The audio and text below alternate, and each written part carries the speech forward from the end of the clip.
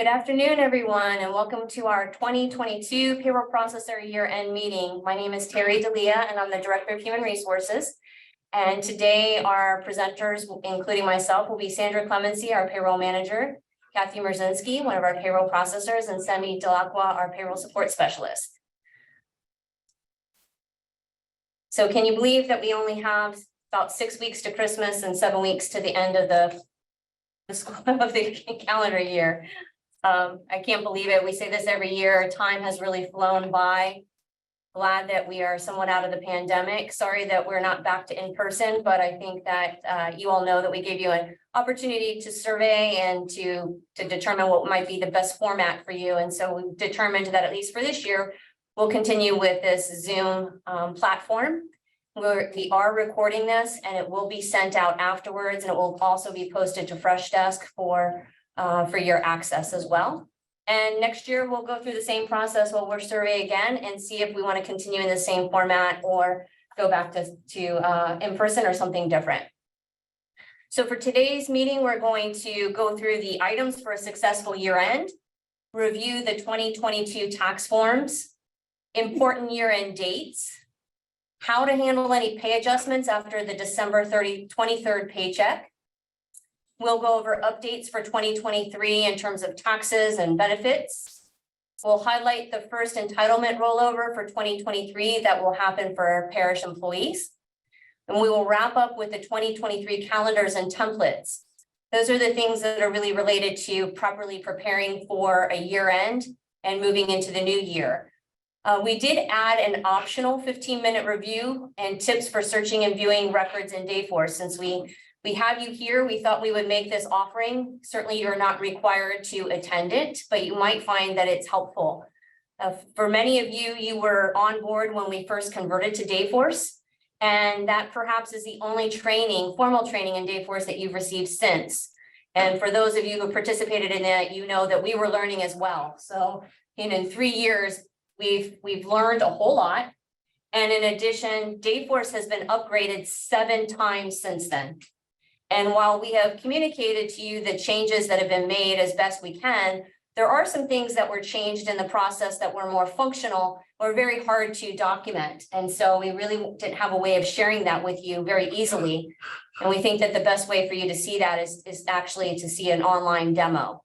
So if you're able to stay online and participate in that 15-minute review, we'd appreciate it. And then our thoughts are that going into 2023, we'll try to do these kind of 15-minute reviews and tips, maybe on a quarterly basis, based on the most frequently asked questions or concerns or anything that's really new that is best presented by demo. So with that being said, we'll go ahead and turn over the presentation to Sandra Clemency, our payroll manager, to talk about the items for a successful year end. Thanks, Terry. Every year, it's important to review critical checklist items to guarantee a successful year end. Our presentation today covers a lot of information concerning year end and preparing for 2023. Again, for this year, we have put together a payroll processor's year end checklist to assist you with meeting important year end tasks and deadlines, most of which will be covered in today's presentation. The checklist begins with tasks and deadlines for November, so it's important that you promptly print it out.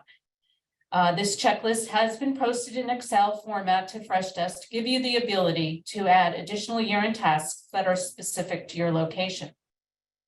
Now let's take a look at some important auditing items that you should have been performing throughout the year, but if you haven't done so yet, you will need to review before the last check processing in 2022. Before committing each payroll, one of the most important auditing steps for you to perform is a review of the Preview Payments tab on the Pay Run management screen in Payroll. This audit is a quick and easy review validating that only your legal entity is listed. If a legal entity appears that is not yours, please call payroll support immediately and do not commit your payroll. This slide shows a couple of examples of an invalid listing of a legal entity on the Preview Payment tab in Payroll.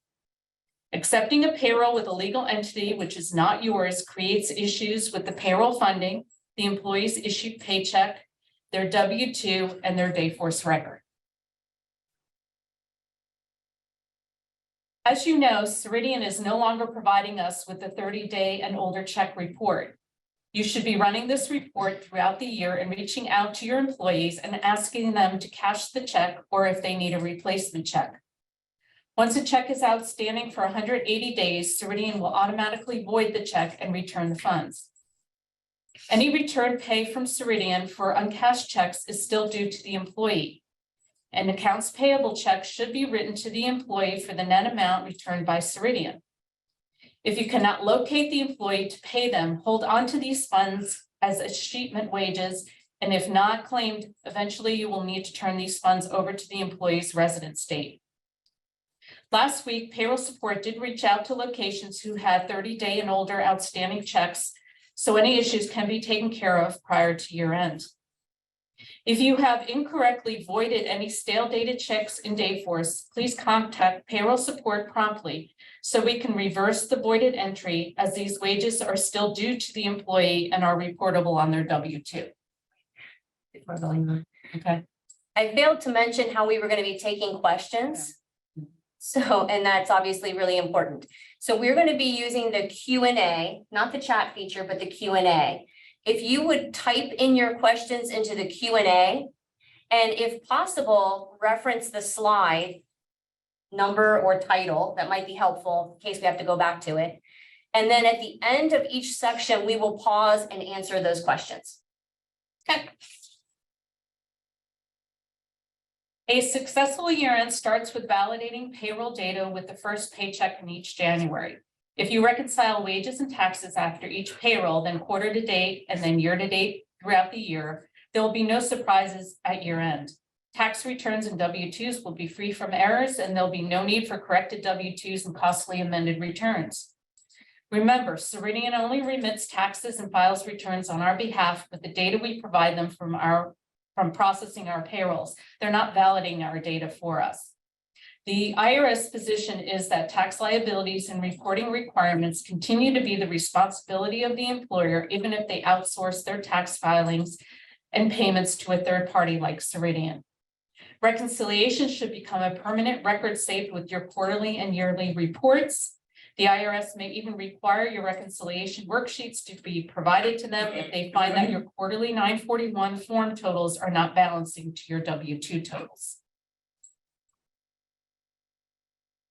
So what exactly is a payroll reconciliation? Performing a payroll reconciliation is a way for employers to keep track of withholding and depositing of taxes, taxable wage calculations, and validation of Ceridian prepared tax returns. It helps prevent out-of-balance conditions and ensures the amounts withheld, deposited, paid, and reported on agree with each other. Performing reconciliations regularly after each payroll allows for the correction of wage and tax discrepancies with time to spare before the processing of preparing and filing quarterly year-end returns. As I mentioned already, this will save you time and money in the long run from having quarterly and year-end disasters. In Freshdesk, you can find a reconciliation Excel spreadsheet template to assist you with this effort. After each payroll, you will record pre-tax deductions, tax withholdings, and taxable wages into each monthly tab from the total pages of your payroll summary report. The monthly totals then automatically populate into one of the 4 quarterly tabs on the worksheet, and then totals from the 4 quarters populate into the year-end tab, and the year-end totals then populate to the W-2 tab. Approximately 45 days after the end of the quarter, Ceridian's final quarterly tax returns will be available on Ceridian Tax's website. Make sure you're going into IAM DOS and then tax images to validate your quarterly and year-end tax filing reports with your payroll reconciliations, quarterly, year-to-date, and W-2 tab totals to ensure all match. If not, contact payroll support for assistance. Any found discrepancies in your reconciliation, any tax notices received, or Ceridian balance as you go and tax code fallout notifications need to be sent to payroll support promptly so we can assist you in resolving them before the last check processing of 2022. For additional assistance with completing your payroll reconciliation, please view the recorded payroll reconciliation presentation, which can be found on Freshdesk. With every payroll commit, payroll support looks at a diocesan-wide U.S. wage and tax error report and reviews it for quarter-to-date and year-to-date employee wage and tax issues. We investigate and resolve any issues before the next payroll commit.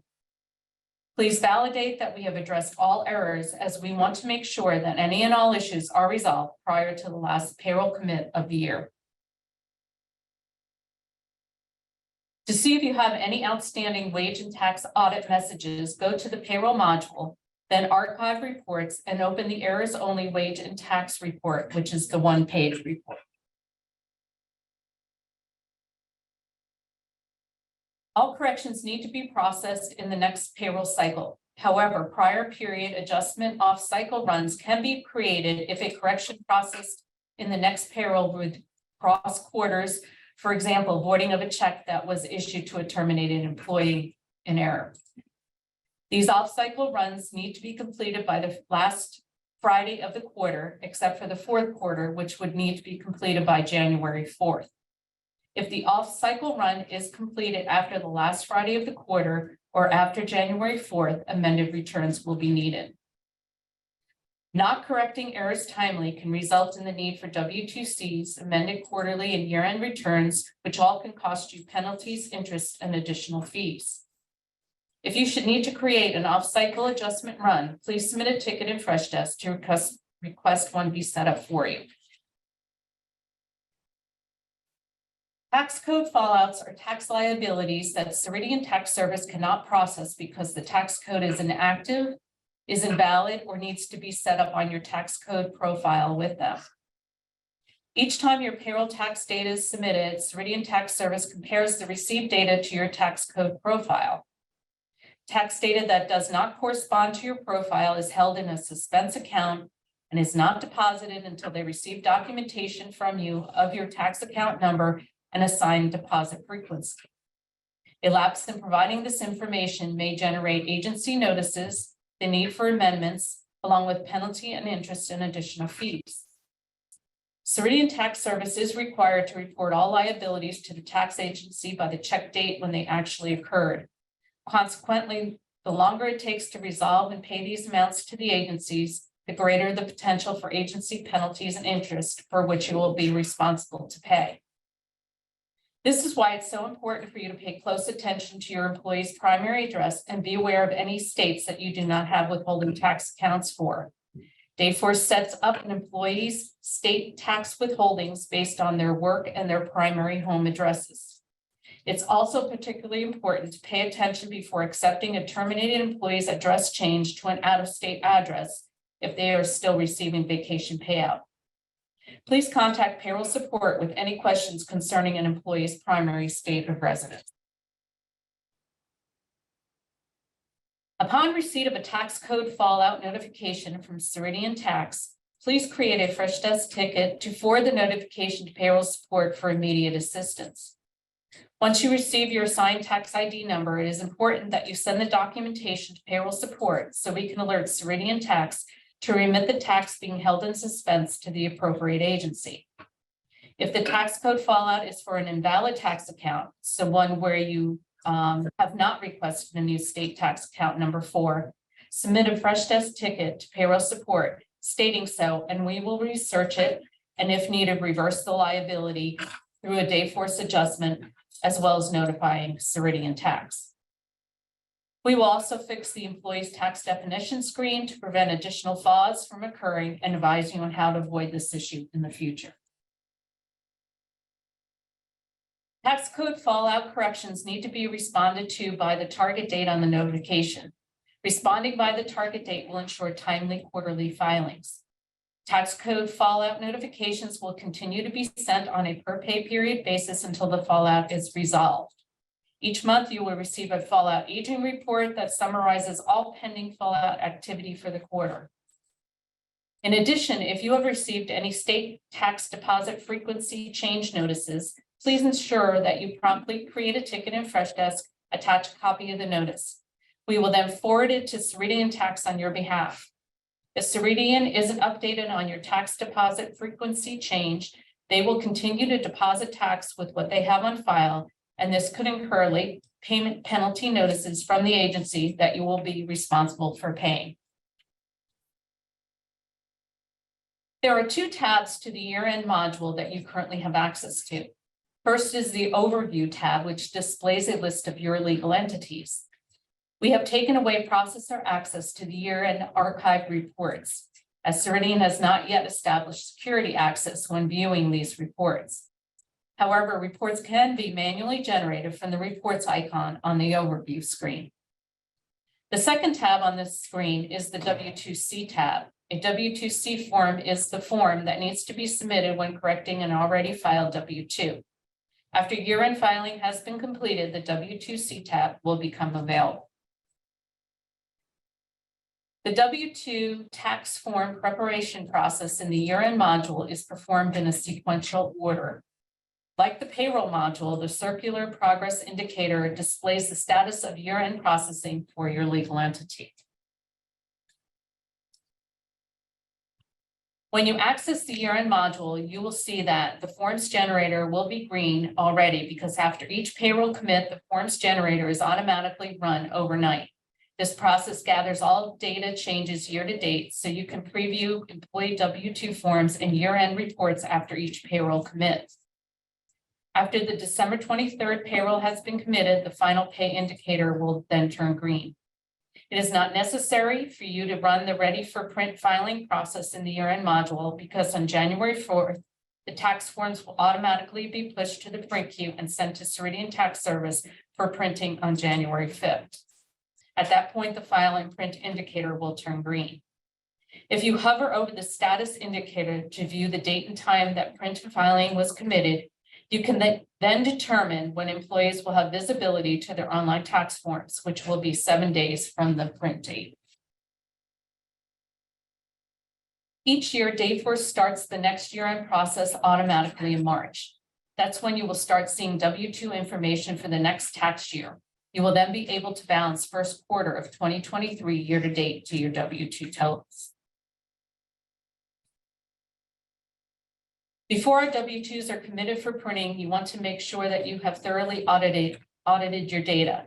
If you had an off-cycle adjustment run and the W2 preview has not been run recently, which you can tell by the date and time stamp under the generated on column, you can run the preview yourself by clicking on the legal entity to highlight it and then click on the process job menu and the generate preview. Once the preview data is generated, you can view employee tax forms by clicking the arrow at the top right corner of the screen to open the employee tax statement slide out panel. If you do not select a legal entity, the slide out panel will display all employees across all legal entities you have access to.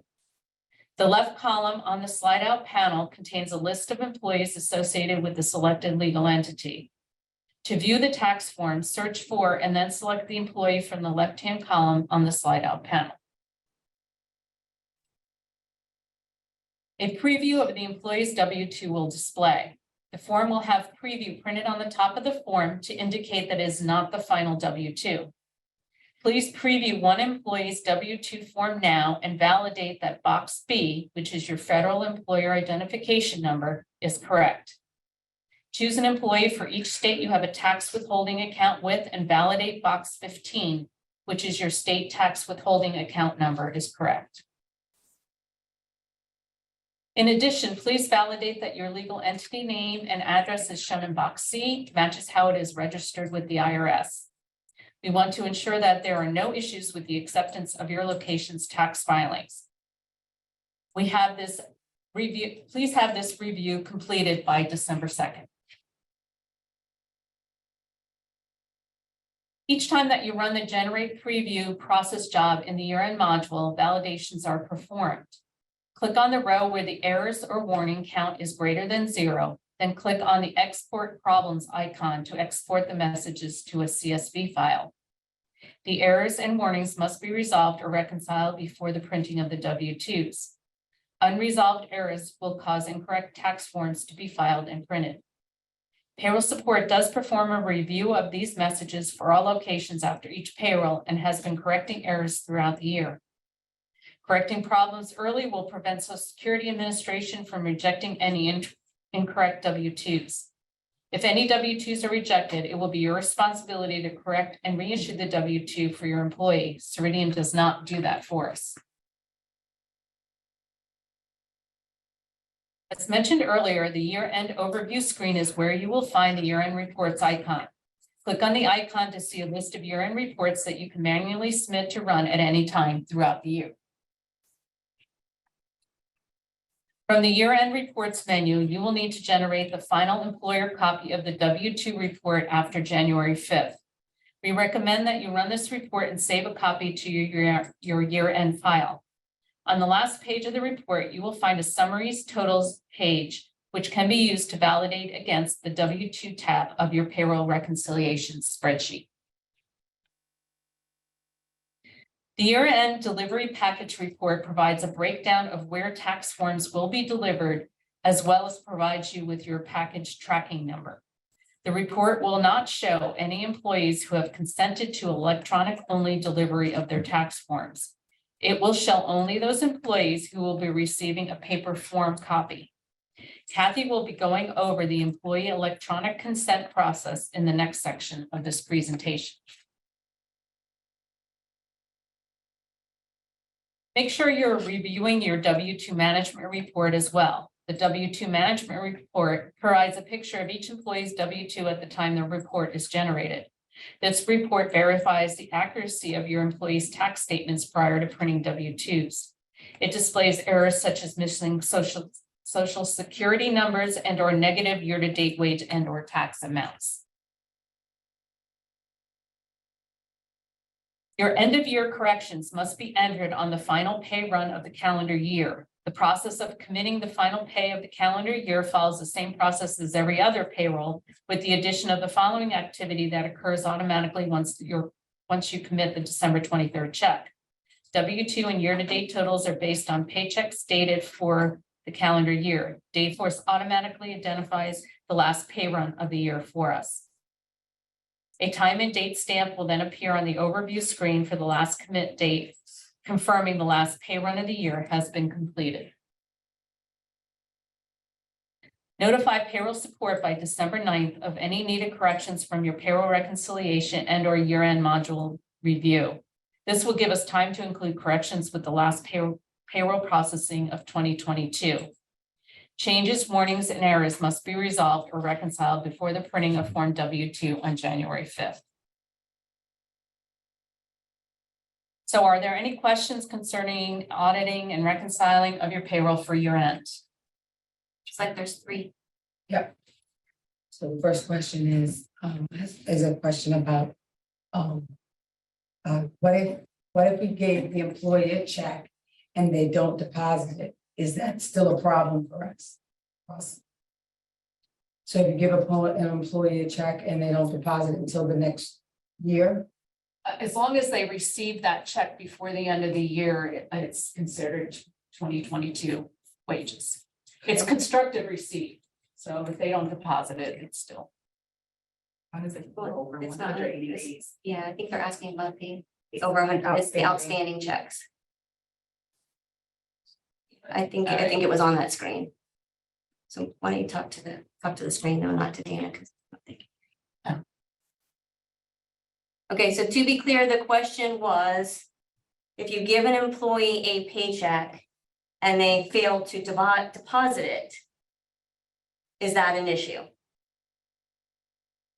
Yeah, it's going to be automatically voided after 180 days. The money will be returned to your location, but it's still money due the employee, so you'll have to write them an accounts payable check. And But hopefully, if you're looking at that report regularly, you don't have to get to the 180 days. Right. And instead you can keep reaching out to that employee, encouraging him or her to deposit that check so you don't get to that position. Right. Okay, and the next question was, will the script as well as the slides be available with this recording for printing and review as we go through? The script. Yeah, I know. that We didn't do that last year. No, I mean, just to be clear, what you're going to receive is the actual PowerPoint presentation Right. and the audio of this webinar. Right. Our actual script No, No. but the script really does follow along with the presentation, so I It think you'll does. be fine. That's it. That's it, because it says 3. Did we not have a third? There's That's another four. one that just. Oh, another one? And they'll be posted after, then the next question is, when will these be posted? And it will be posted. Oh, tomorrow. Tom- Well, the presentation will be posted tomorrow. The recording might take a little bit of time. By next week. The presentation will be will be posted by Yeah. tomorrow, early tomorrow. The actual recording, we require a little assistance from our IT to clean up things that went awry at the beginning before you all logged in. So you don't have to listen to our banter. And so that may take a few more days. But we will notify you once it's available. Right. Absolutely. One more question? Is there one more question, Dana? Nope. Nope. Okay, now Kathy will talk to you about 2022 tax forms. Screen here. I know. Good afternoon.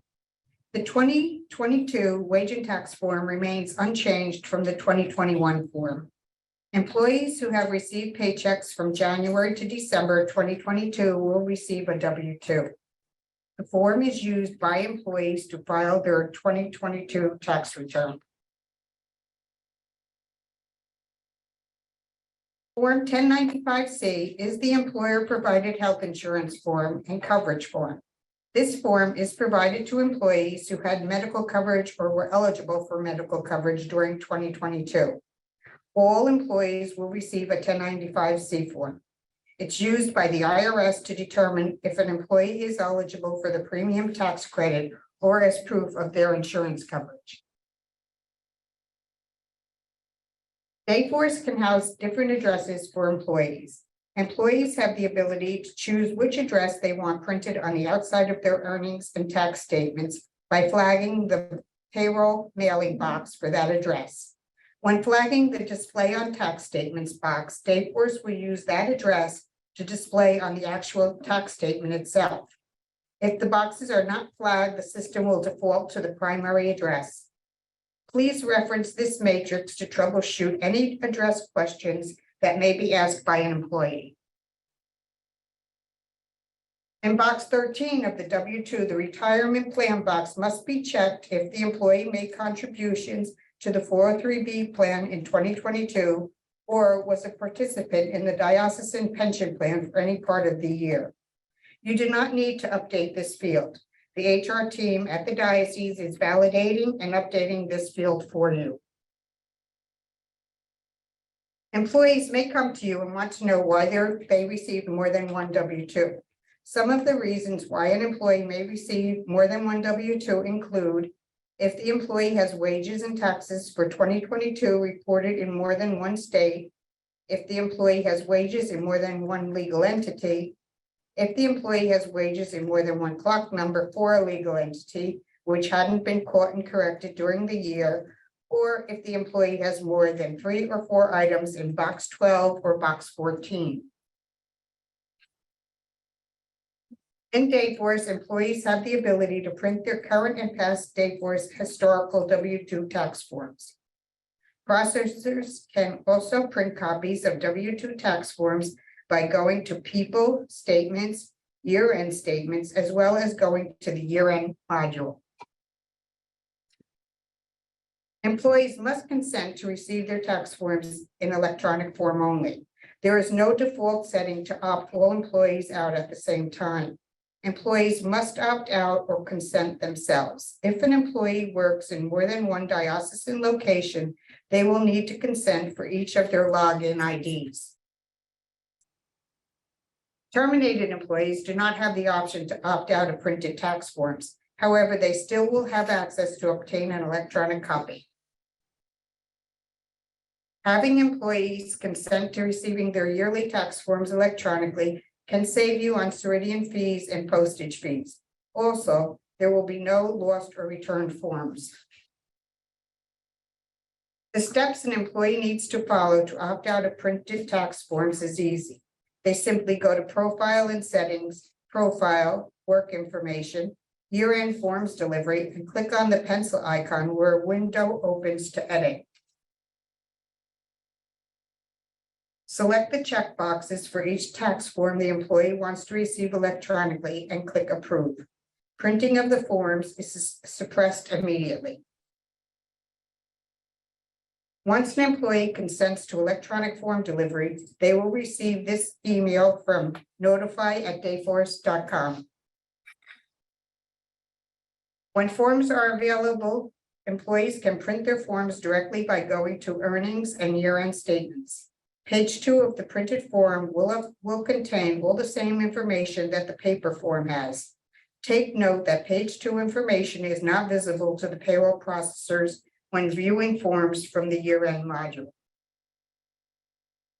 Employees have the option to revoke their consent at any time. They simply go back to year-end forms delivery and uncheck the box they previously checked to consent. If you want to know which of your employees have opted to receive their tax statements in electronic form only, you can run the report CDA Employees Opting Out of Printed Year-end Tax Forms by going to Data and Analytics, Reporting and Reports. Ceridian will start printing W-2s automatically on January 5th, regardless of whether or not you mark them ready for printing and filing in the year-end module. Forms will be shipped to your location within 1 to 3 business days after printing. Electronic forms will be available to employees on or around January 13th. You can track your shipping package by going to the Year-end Module Overview tab and clicking on the package tracking icon. Don't forget that the IRS requires that W-2s be distributed or postmarked to employees by January 31st. Remember, employees are now able to download their year-end tax forms directly into TurboTax. Ceridian will start printing the employee copy of the 1095-C form on January 13th. Employees will be able to view and print copies of their 1095-C tax form from Dayforce around January 20th, which is 7 days after the print date. They can find the form under Earnings, then Year-end Forms. These forms will also be shipped out to your location within 1 to 3 business days of printing. Also, like Form W-2, the 1095-C form must be distributed or postmarked to the employee by January 31st, 2023. Be on alert for a payroll bulletin that will include a template that you must provide to your employees to let them know that their electronic W-2s and 1095-Cs are available in Dayforce. The diocese intends to fulfill this requirement by sending out a notification to all employees via the message center in Dayforce. This notification will show up in your employees' message center in Dayforce and also in their verified email account. After this message is sent to your employees in Dayforce, payroll support will post a payroll alert in Freshdesk to let you know what message was sent. This payroll alert will include a suggestion that you send out your own message to your employees to make sure they check their Dayforce message center. Terry will provide you with more information regarding the message center later in the presentation. You will begin seeing additional year-end fees on your monthly Ceridian bill. You are not billed separately for year-end federal and state tax filing fees or the year-end solution fees. These fees are part of your monthly per employee subscription fee.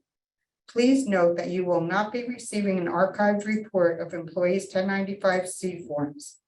Please direct employees to Dayforce where they can obtain a copy of their form. If an employee should have a question concerning their 1095-C form, they should send an email to 1095csupport@arlingtondiocese.org. Dana, are there any questions? No, not at this time. Let's see. Now, Hold on, we do have one question, just. Okay. Do we have to receive hard copies of the 1095-Cs or can all opt out, like for the W-2? Yes. So when you consent for electronic delivery of the forms, you have the option to choose if you want your W-2 or 1095-C electronic. Okay, So you can. you can opt out of both. You can opt in both or opt out of both, Yes, or opt in sorry. for one and not the other. You just have to check the box. But what does the location have to save? Anything? For 1095Cs, there's no report. Okay, Yeah, there's no report you can run like the W-2s. That's all housed up here. okay, so just to be clear, the payroll processors are not going to get their own copies of the 1095Cs to save on file for their employees. Correct. If an employee needs to get a copy because they've lost it or whatever else, they can go right into Dayforce and get it for themselves. Or if you're still inclined, you could go into the record and print it for them, Yes. but you will not get a stack of all 1095Cs for your location. Terry, I'm not sure that they have the option to print the 1095C because it's housed in a different module. No, it's right on the employee profile in the employee's And record. the processor, The processor cannot be the 1095-C. Only the employee can. because we haven't granted them access to that module. Oh, okay, sorry And about it's that. not on their I can people see. screen. So, Okay. Any other questions? Yes, it was, sorry. Oh, yeah, what are considered taxable fringe benefits? Do gift cards count towards fringe benefits? yes. Yes. Anything, if you can't find a law that excludes it as non-taxable, it's taxable to the employee.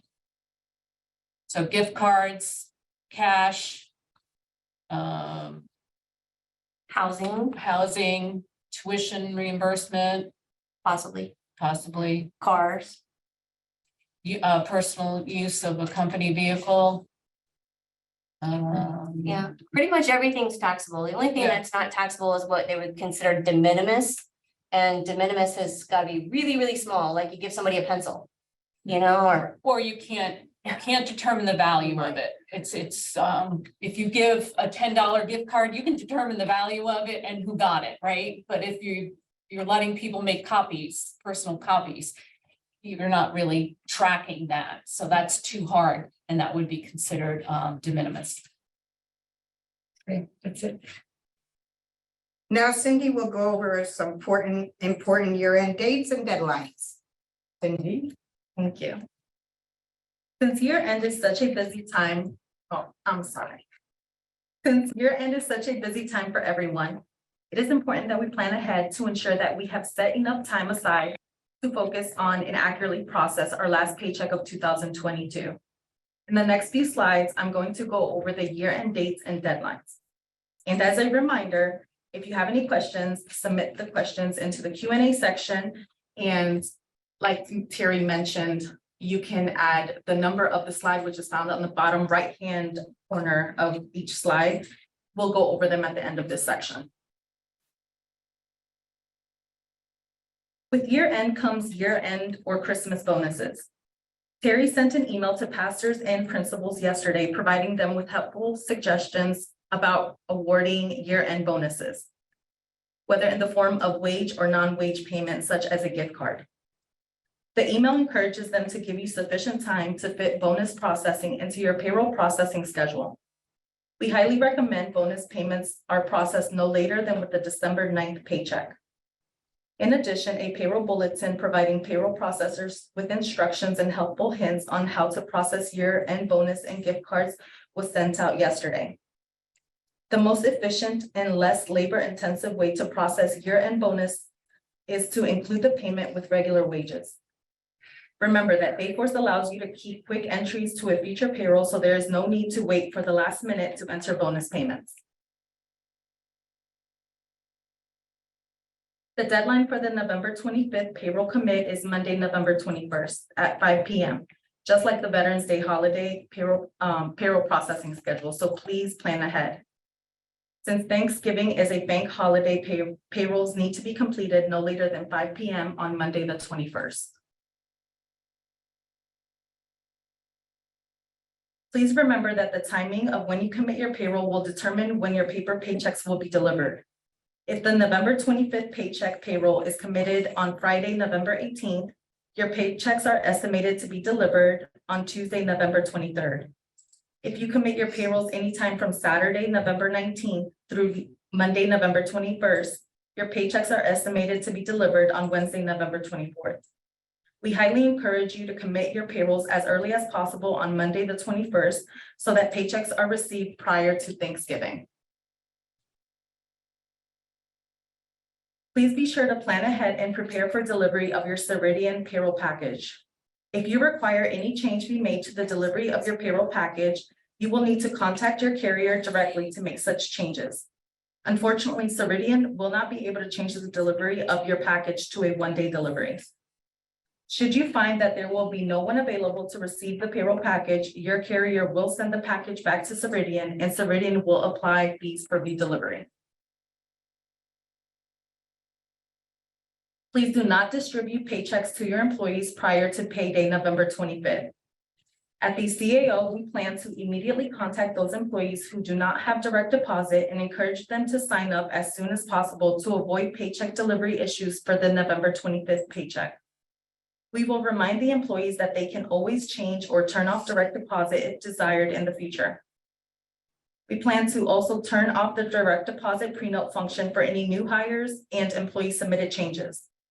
Notifications are sent to your Dayforce Message Center inbox whenever direct deposit information is keyed for any new hires or any employee submitted changes.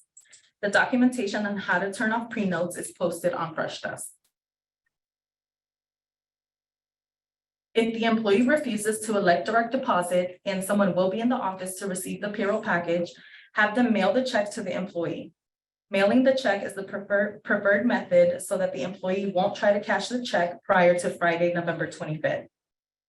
If the employee refuses to elect direct deposit and no one is going to be in the office to receive the payroll package, create an on-site check for the employee during the payroll processing. Then issue an accounts payable check and mail it to the employee. You will need to enter additional quick entries during the November 25th payroll processing to zero out the auto-generated salary or time-generated system paychecks, unless you use the marked as payout option when keying the on-site check. Documentation on both processes are also posted to Freshdesk. If you usually hand deliver paper checks to your employees and you will be closed on Friday, you should inform them now that their November 25th paycheck will be mailed to their homes. You should never distribute paychecks to employees prior to payday for the following reasons. Since our paychecks are drawn off Ceridian's bank accounts, paychecks will not be honored if deposited or cashed prior to payday. Checks deposited prior to payday will be denied. Ceridian charges your location a fee for each check that is deposited early and denied for payment. You will need to contact Ceridian Payment Solutions directly if an employee's check is denied and returned. This also causes inconvenience for the employee. The employee may have a difficult time recouping their money, especially if your office is closed the day after Thanksgiving. Employee could possibly bounce checks for insufficient funds and incur additional bank fees. All active employees will receive this notification of the year-end informational memo through the Employees Message Center in Dayforce. Employees who have their email verified in Dayforce will also have this notification sent to their verified email account. Once the notifications have gone out, payroll support will post a payroll alert in Freshdesk, letting you know that the notifications were sent with a suggestion that you send a message to your employees alerting them to check their Dayforce Message Center. Terry will give more detailed information regarding the Employee Message Center in the updates for 2023 section of this presentation. It's time again for those required annual federal and state tax notifications that we need to provide to employees. The IRS requires each year that we remind employees to submit a new Form W-4 if their marital status has changed or will change for the next year. Also, Virginia and Maryland have annual notification requirements to employees regarding their earned income tax credit. By sending out the employee year-end informational memo by December 1st, we'll have met these notification requirements. Not all employees are required to complete a 2023 W-4. Existing employees with a valid W-4 form on file are not required to submit a new W-4. Dayforce will continue to calculate and withhold taxes in accordance with the elections on file. However, employees hired or rehired after January 1st, 2023, or any employee submitting tax changes in 2023 must use the new 2023 W-4. Also, any employees who claimed exempt in 2022 and will continue claiming exempt from withholding are required to submit the new 2023 W-4. The IRS requires that every year we reach out to any lay employees and clergy who claimed exempt from withholdings and remind them that they must submit a new tax form for the new tax year. All federal tax records claiming exempt in Dayforce have an effective end date of February 15th. To ensure that the employee's exempt status does not expire, you must ask that a new 2023 W-4 form claiming exempt be submitted between January 1st and before the blackout begins for pay period 4. If a new exempt form is not submitted by the beginning of blackout for pay period 4, Dayforce will begin withholding tax on the February 17th paycheck based on the last valid W-4 you have on file for the employee that does not claim exempt from withholdings. If one does not exist, then withholdings on the February 17th paycheck will be as if they claimed single with no other adjustments. If a new exempt W-4 form is received after the payroll processing for the February 17th paycheck, per the IRS instructions, do not refund any withheld taxes while the exempt status was not in place. Have the employee submit the new 2023 W-4 form online in Dayforce. If you have employees still submitting paper tax forms, we suggest that you submit the electronic tax form in Dayforce on the employee's behalf.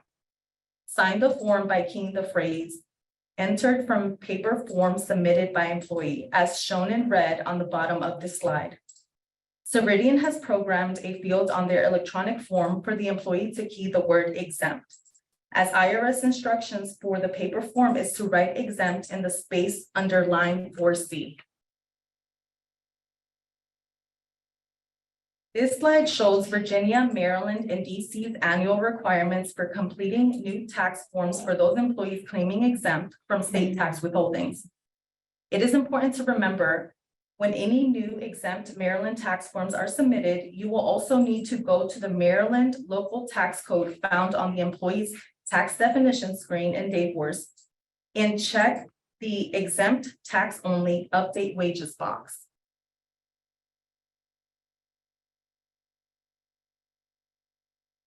When an exempt state tax form is submitted for the state of Maryland, Dayforce will automatically generate an end date to the tax record. Whereas for the state of Virginia, Dayforce will not automatically end date the exempt tax record, but Virginia does require a new exempt tax form be submitted each year. To make certain you are in compliance, if the employee does not submit a new tax form, you will need to manually key an effective end date to the employee's exemption record in Dayforce. To ensure that the employee's exempt status for tax withholding does not expire, a new exempt tax form should be submitted between January 1st and the beginning of blackout for pay period 4. Remember, when submitting a new state tax form on an employee's behalf, follow the same procedure I just mentioned for submitting the federal tax form.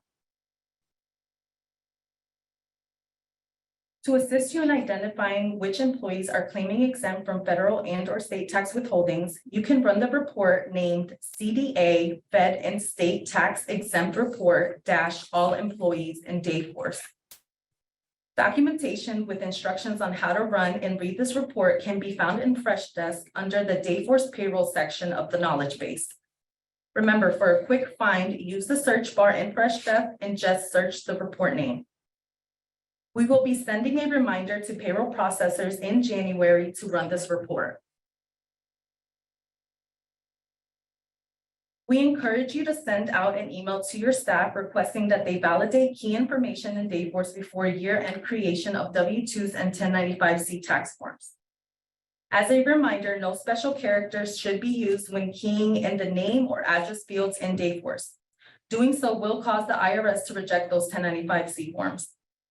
As a reminder, you have the ability to reject any address and or name changes if the change contains any special characters or the address change was not added and is in fact overriding the pre-existing address record. A payroll alert will be posted to the forums and sent tomorrow with a sample email and instructions to assist you and your employees with this effort. The Central Administrative Office will be closed for the Thanksgiving holiday beginning Wednesday, November 23rd at 12 p.m. through Friday, November 25th. The phones and Fresh Desk tickets will not be answered during this time and voicemails will not be checked.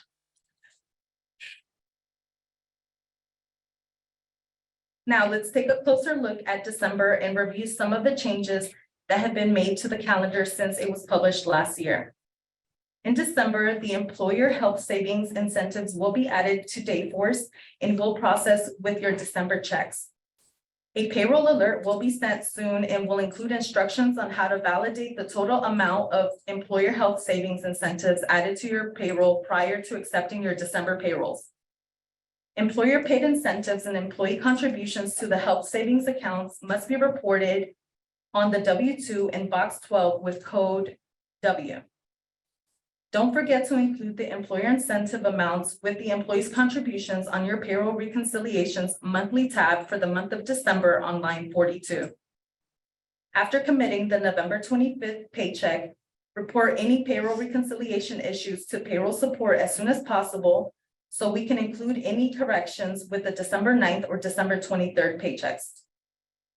Ensure that all Ceridian tax notifications you received have been addressed and all 2022 voids and on-site checks have been entered into Dayforce before the payroll processing of the December 23rd paycheck.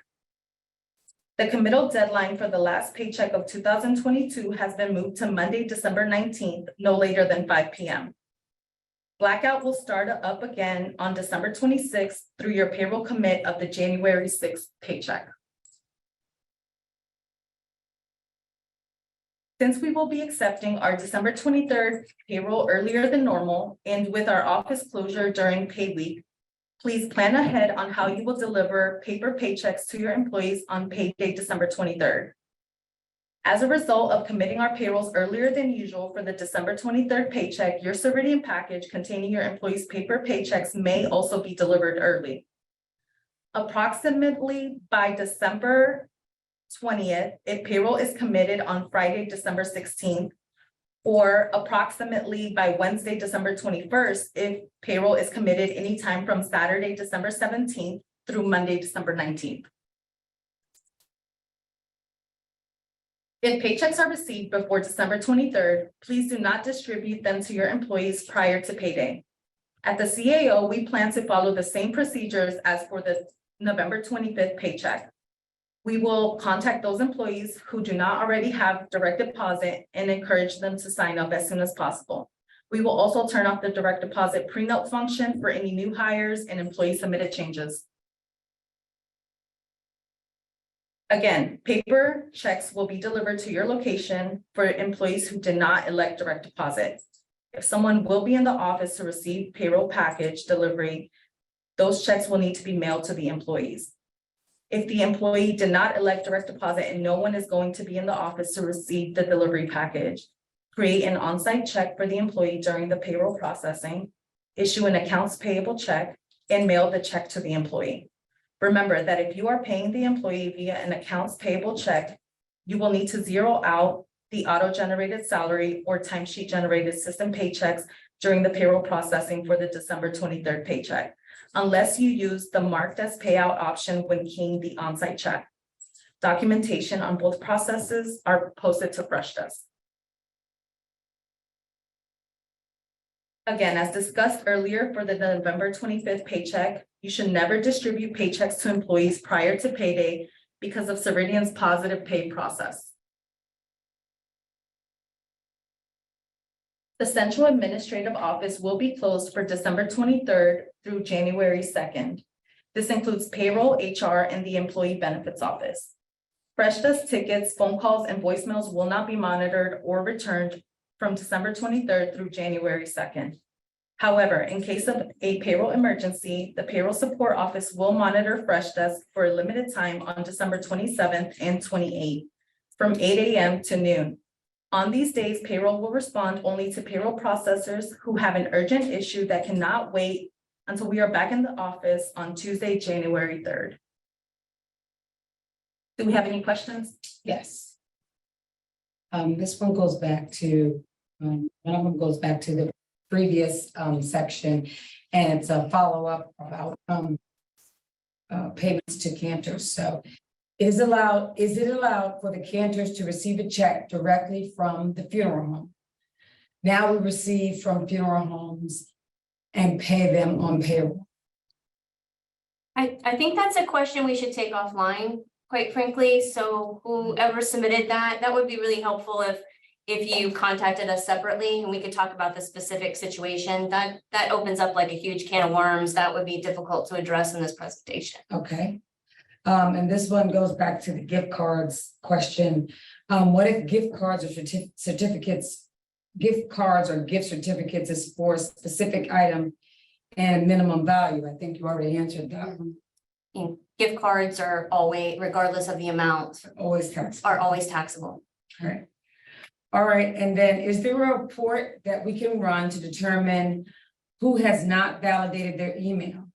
I have a feeling that I have quite a few employees who continue to neglect to follow the instructions and have provided that we've provided many times.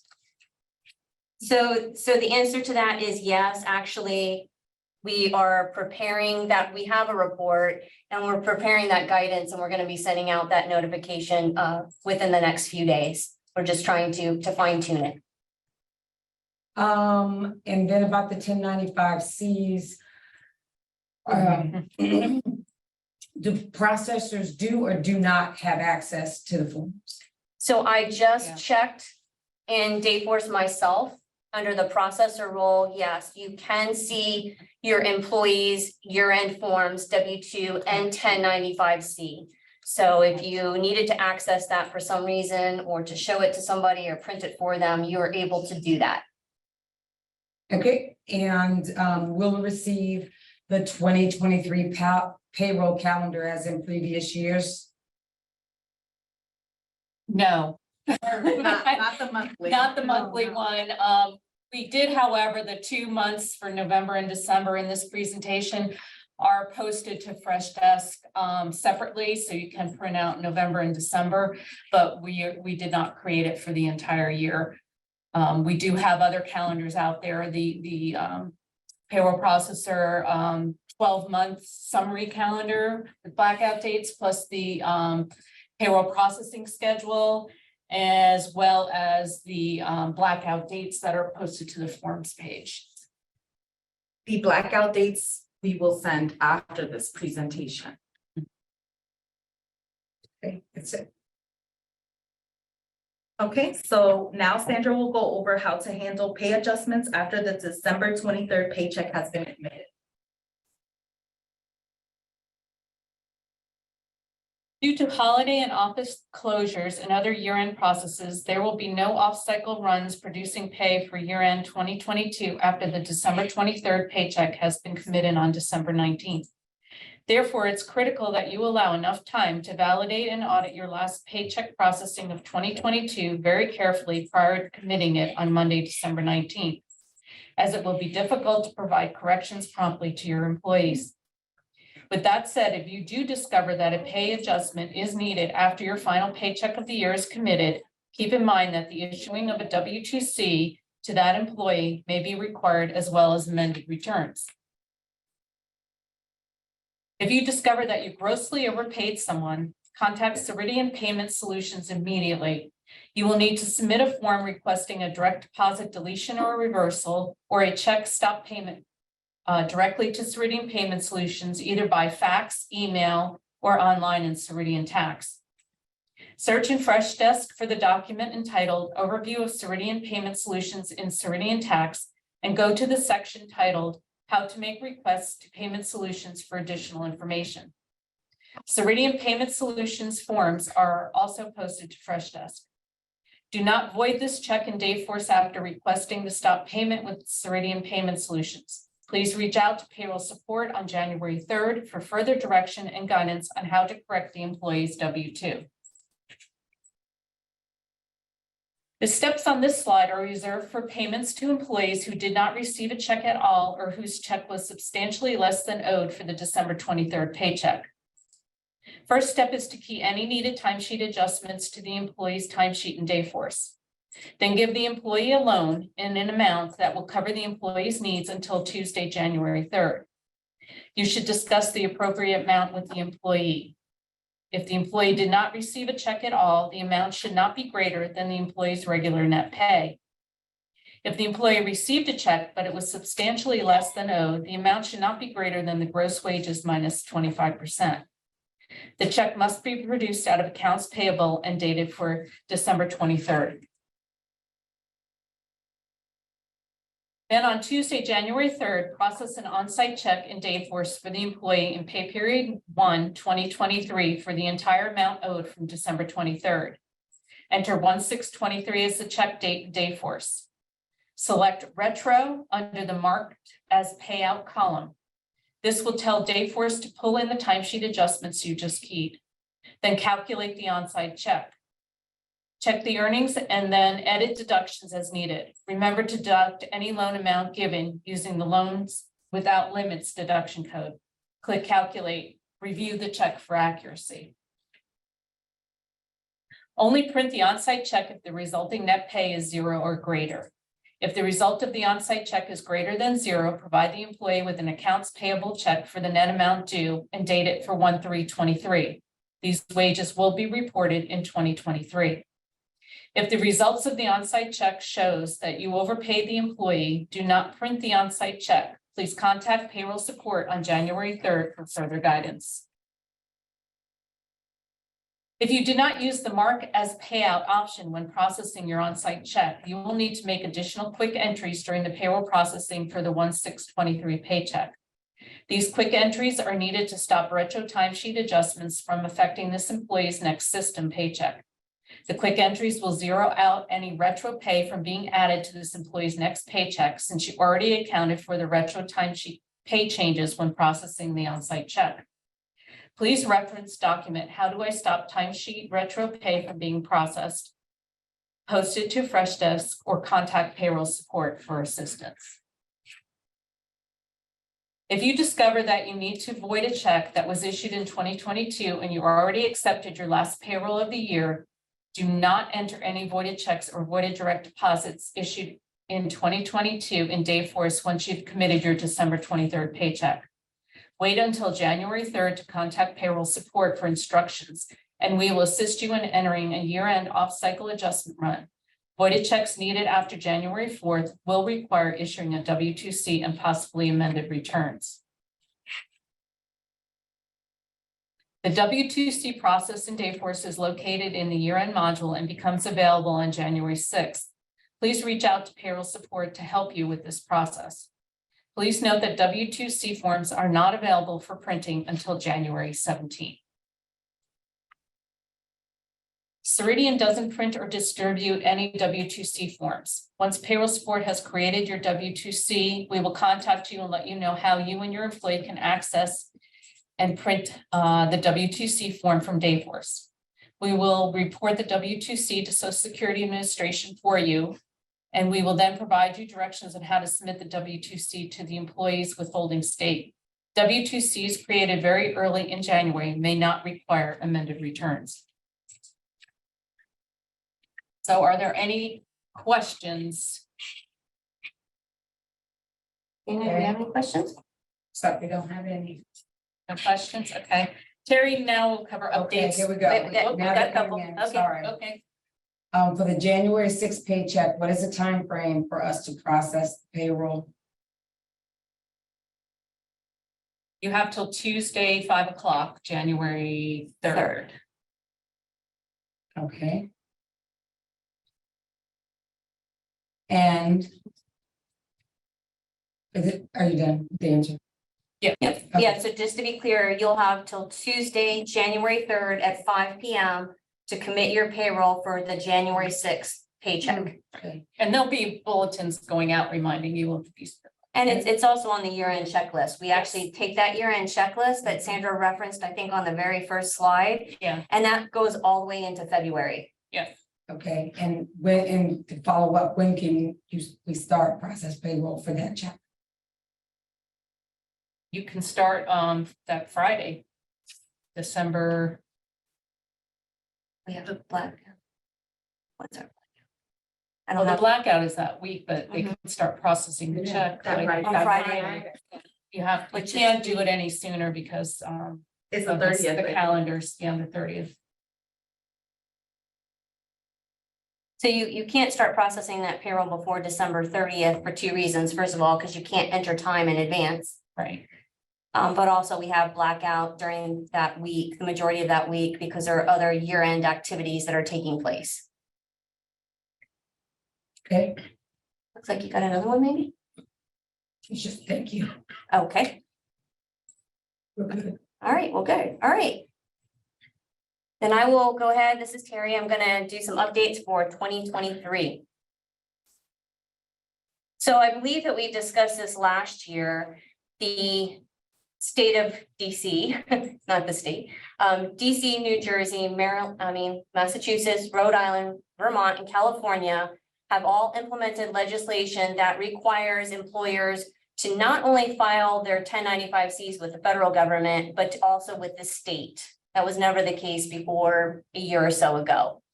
And Ceridian will do this on your behalf. And to determine if the 1095-C form has to be sent to that state, they are actually going to look at your employees' lived-in states as they're recorded in Dayforce for any time during 2022. So I'll actually go to that screen, look at the addresses, and even if the employee only, had an address for a month or so in one of those states, they will generate that and meet that obligation for you. However, they cannot do that if you actually don't have a tax account already established for that state. They can't send something to a state that doesn't know who you are.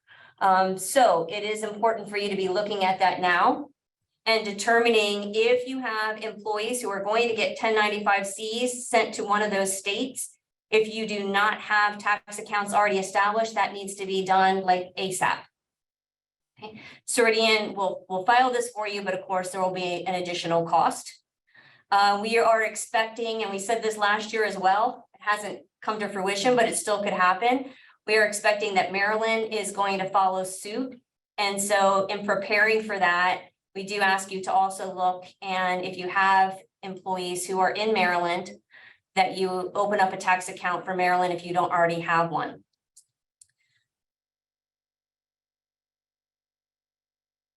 The employee and employer tax rate for Social Security and for Medicare remain the same at 6.2 and 1.45% respectively.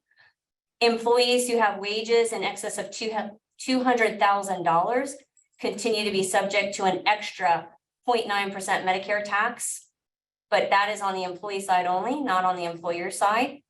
The taxable Medicare wages remain unlimited, but the limit on Social Security taxable wages increases to $160,200, which means that the maximum withholding also increases by $818.40 to $9,932.40. The contribution limits on 403B are also increasing by $2,000 to $22,500 for those who are under age 50 and $30,000 for those who are age 50 or older. As a reminder, employees who want to enroll, stop, or change their 403B can do so at any time. They do that by going directly to the Prudential, which is now Empower website, which is available 24/7. They can stop, start, increase, decrease at any time. They can also use that site to ask for loans, to change their beneficiary information. To get more information about how to do so, we have a guide on Dayforce. It's the 403B plan guide. To get to that, employees click on the benefits icon And they'll be on an overview screen. And if they scroll to the bottom, they will see all of the files available and they'll be able to click on and open the 403B plan guide. The health savings account limits for 2023 will be $38.50 if you're under 55 and you have single coverage, $48.50 if you're 55 or older and you have single coverage, $7,750 if you're under 55 and have family coverage, and $87.50 if you're age 55 or older and have family coverage. As a reminder, when we say family coverage as it relates to HSA, we're talking about employee plus one or more. All of these contribution limits, by the way, will be changed automatically in Dayforce. There's not anything that you have to do. We just want to make you aware of it. Employees can, as I already said, start, stop, change their 403B at any time, and they can do so with the HSA as well. However, for those employees who want to make sure that changes take effect for the first check of 2023, they would need to submit their changes no later than December 20th. Anything that's received after December 20th will occur as administratively feasible, or on the next paycheck that's administratively feasible. Wouldn't be January 6th, it would be the next one or later. Now, minimum wage is increasing again this year. And so effective January 1st, the minimum wage in the state of Virginia is going from $11 an hour to $12 an hour. And in order to be in compliance, we have to make sure that those pay changes for anybody less than $12, they have to be reflected on the January 6th paycheck. And they would need to be submitted by a normal change form. And that change form would need to have an effective date of December 19th or earlier. So there's nothing that stops you from making the change effective now. It just means that it will start getting paid at a higher rate before it's required by the state of Virginia. But it must be effective dated December 19th or earlier. So there was an announcement that was sent out to all the pastors, principals, preschool directors, business managers, and payroll processors just this week, reminding you of that. And we're also in the process of, or we have run reports in Dayforce to identify your employees who have hourly rates that are less than $12 an hour. And we're reaching out to you over the next week to remind you of that. And we remain available if you want to discuss any kind of concerns you might have. And when I say that, I mean, you don't have a choice but to move the rate, but you may have concerns that moving that rate up may mean that that person is making the same amount as someone who's in a position that you consider to be of a higher level, or someone who's been there longer. And so perhaps you want to discuss possibly changing those pay rates as well. Now, the medical, dental, and vision plans renew on March the 1st.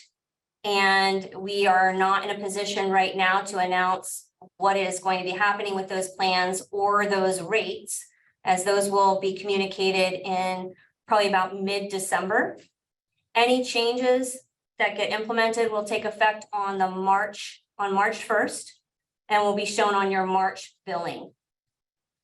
Any changes that get made to the employer provided life insurance, supplemental life, short-term or long-term disability, the pension or the Virginia Employment Commission billing will be announced in March, but they will not take effect until the July billing. Benefits open enrollment for the 3rd year is going to take place online through Dayforce. The open enrollment will be the entire month of January. It will be done online. No paper will be accepted, and late enrollments will not be able to be accepted either. The changes will be effective on March 1st. New premiums will begin with a paycheck of March the 3rd. Employees will, as they've always have been, they will receive their notice in their Dayforce Message Center, which is this little envelope icon here. If they have validated their email addresses, they will get the message there as well.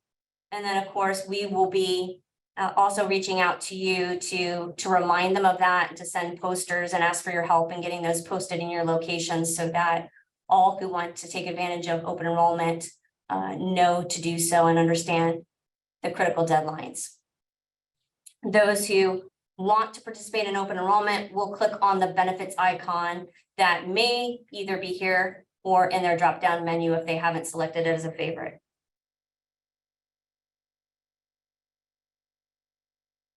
Only eligible employees are going to get the benefits open enrollment message in their Dayforce Message Center. And on January 1st, they'll be able to go into that benefits icon. It will open them up in the overview screen. And then in this section, they will see the open enrollment. Obviously, since it's not 2023 yet, I can't show you that. But as in the past, it will count down the number of days in which they are still remaining for them to go in and review and make changes. And then the last 10 days of open enrollment, those who have not participated will also be sent reminder messages in their message center, as well as their validated email addresses. So the Dayforce Message Center is located at that top right-hand side of the screen. It has that image of an envelope. US payroll processors should be pretty familiar with this because you get a lot of messages in that message center now. Your employees have always had access to their own individual message center.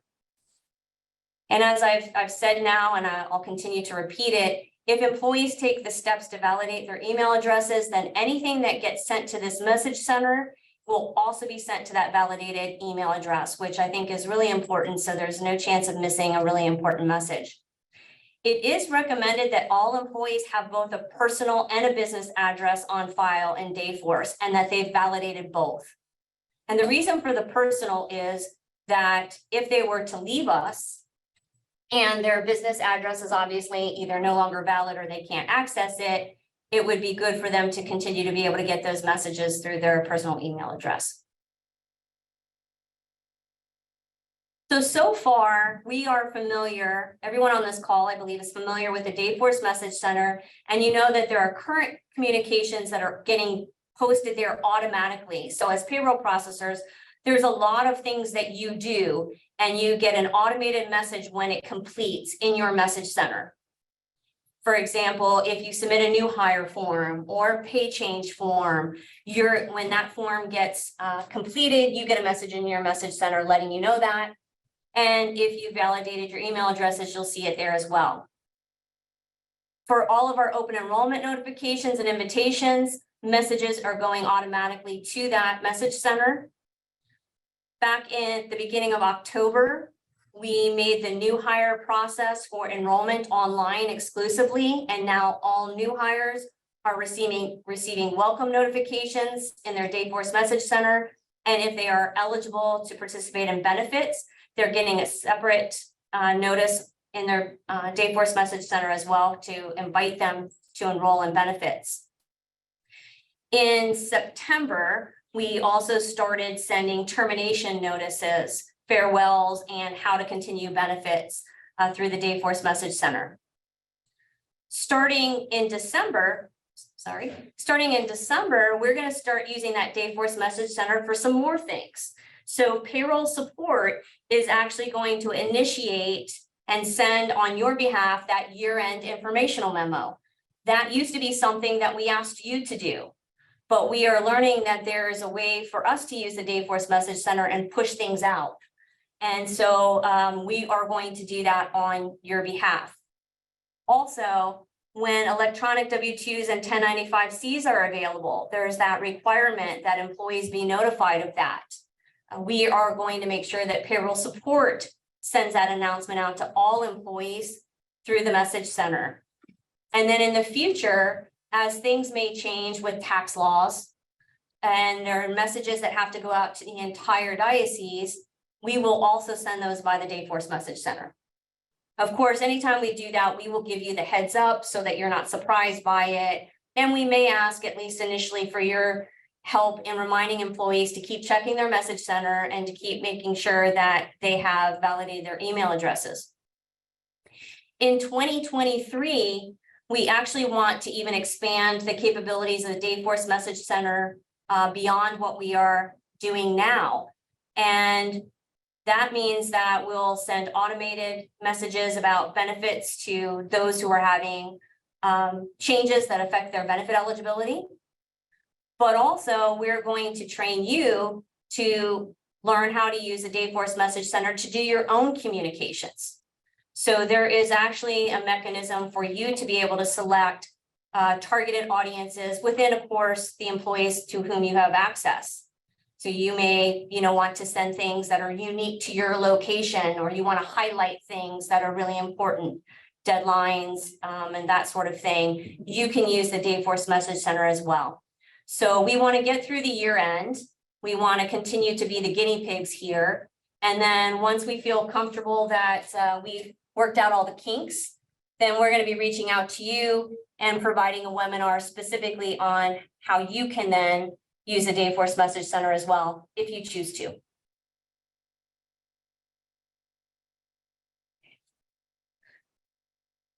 I should really pause here and answer the questions that are related to that section, Danny. Sure. This was just a follow-up question about the email confirmation. And will the information to the employees about confirming their email come from our office, or are they supposed to come from the payroll processor? So in other words, will we be informing the employees to update their emails? Yes. So the expectation would be that we will give you the instructions of how to run the report, so you can identify the employees at your locations who have not verified their email addresses. And we will be asking you to reach out to them directly to do so. And you can either update it for them, or what we would encourage you to do, of course, is to ask them to submit it online through Dayforce, so that you don't have to worry about that. But yes, we will not be the ones reaching out to all of those employees who don't have validated email addresses. Okay. And then there was a question, how can we prevent our employees from deleting their email addresses or their phone numbers? And can we make these two entries required?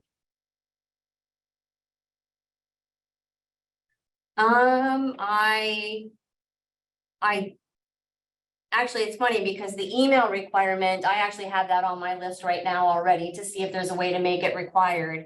And if we can do that, then that would mean all future new hire entries would have that as a requirement. Which might be challenging, because at the time of new hire, you may not already have their emails established for your location, and you might be chasing them around to get their personal, but it's something for us to look into. Otherwise, I think it's going to have to be something that we all becomes part of our, like, at least monthly process, so that we don't find ourselves at year end or at other critical times where we want to send out mouse messaging and then we have to do this major kind of review and cleanup. I think it just has to become part of the process. In terms of deleting, Have to look at it. I don't know. We will have to see. I don't know if we can take the deleting off. Somebody suggested that personal emails are usually on the I-9 tax forms, so that the payroll processors could get it from there. That's great. Yeah, I mean, they could be on the I-9, they could be on the employment application, they could be on the resume. There's a variety of places that they could get those.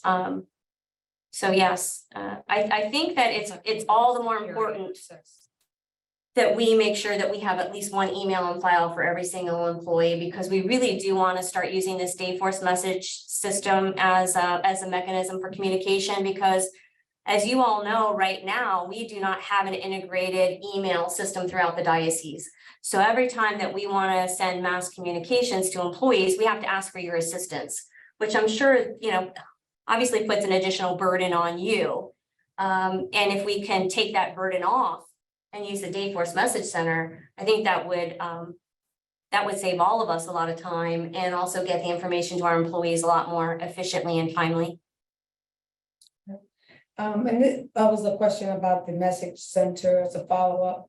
I no longer receive the new hire form in my messages, only the benefits notice to the new hire.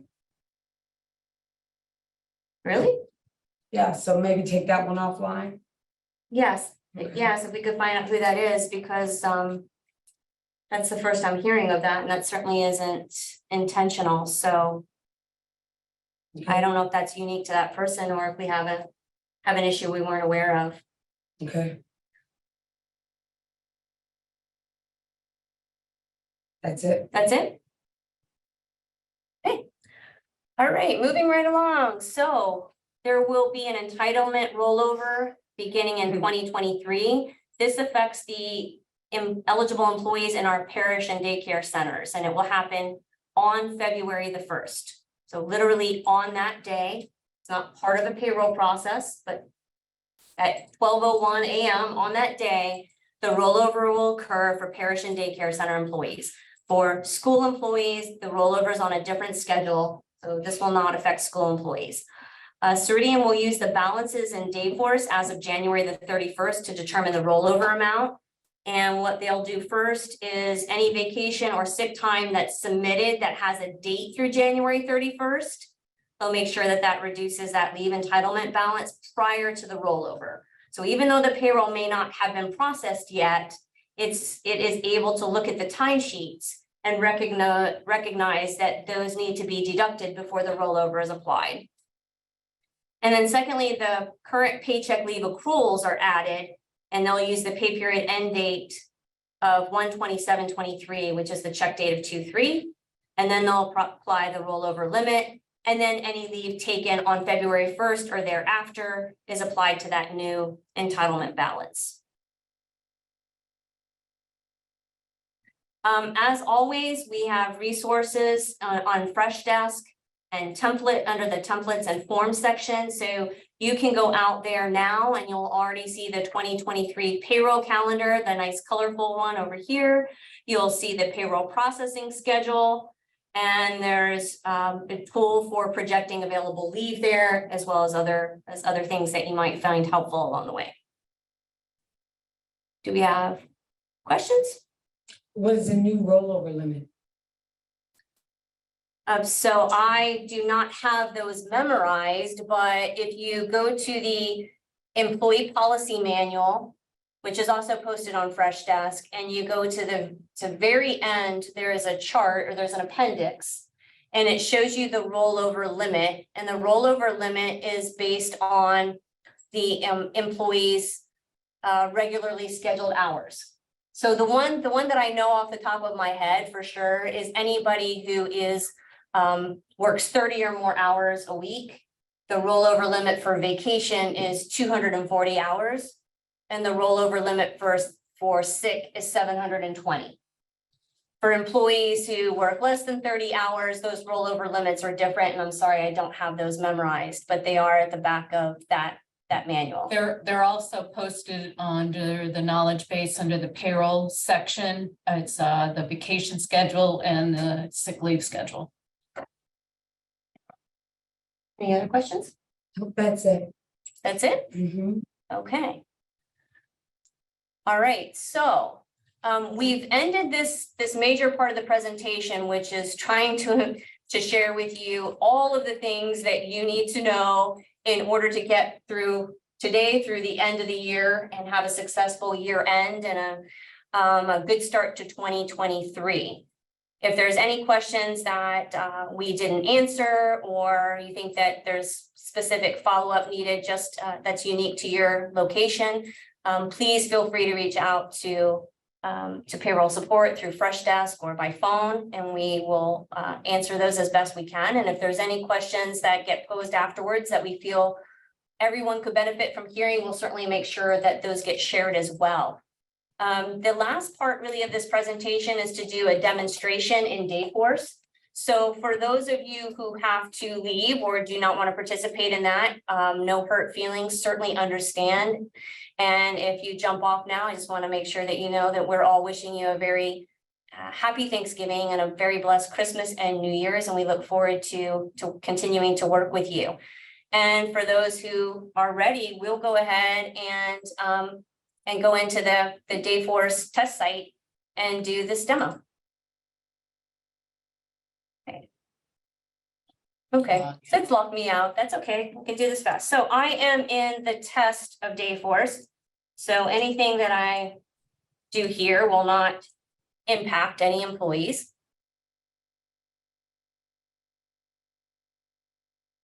It's spinning over here. Hmm. Of course, it was up really quickly before. And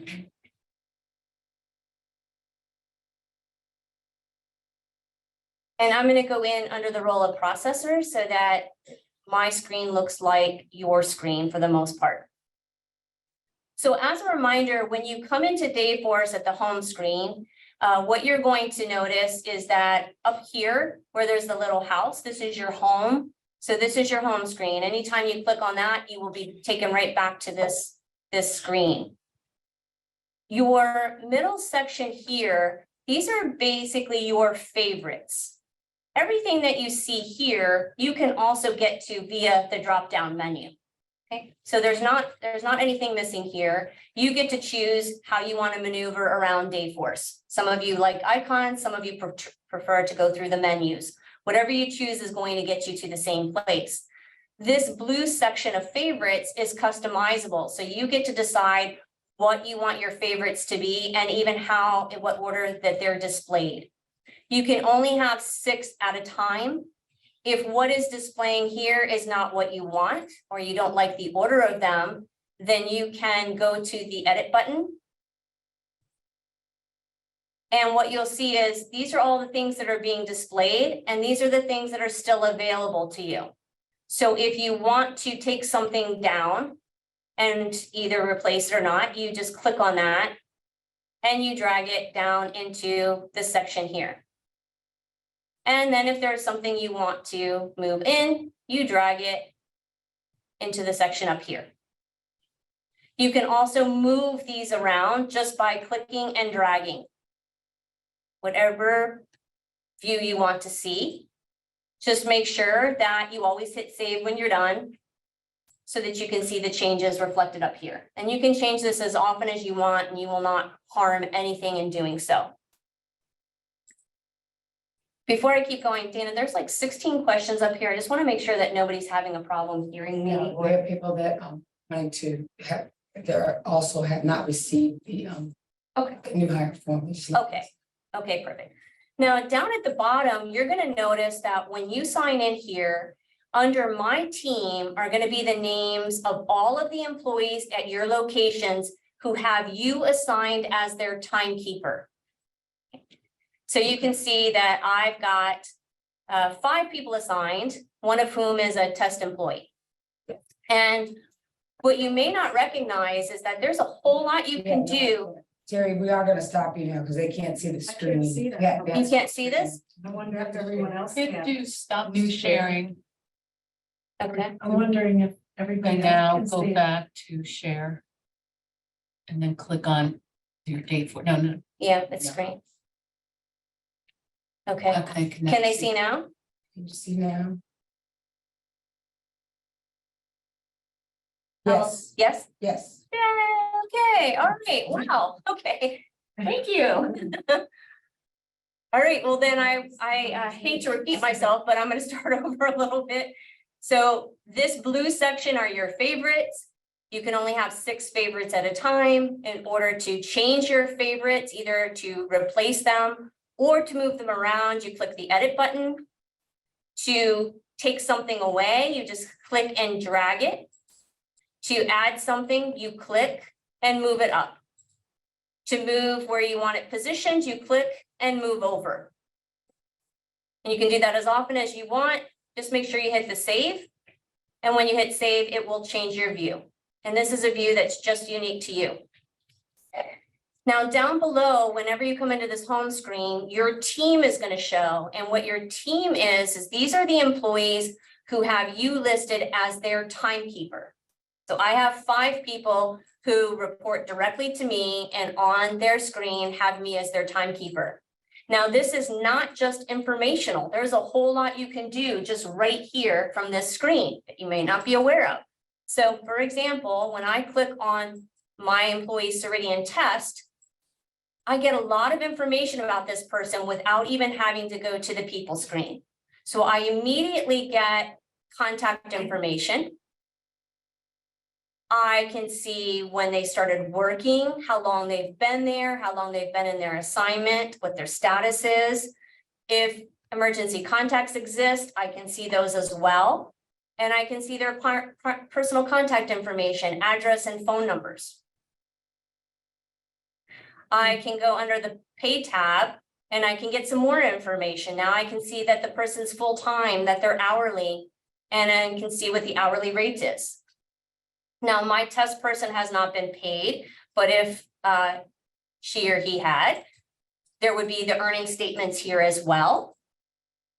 I can even see the benefits for my test person, which you cannot actually see when you open up their record in the people screens because your security access is turned off. But from here, you can see at a very high level their benefits.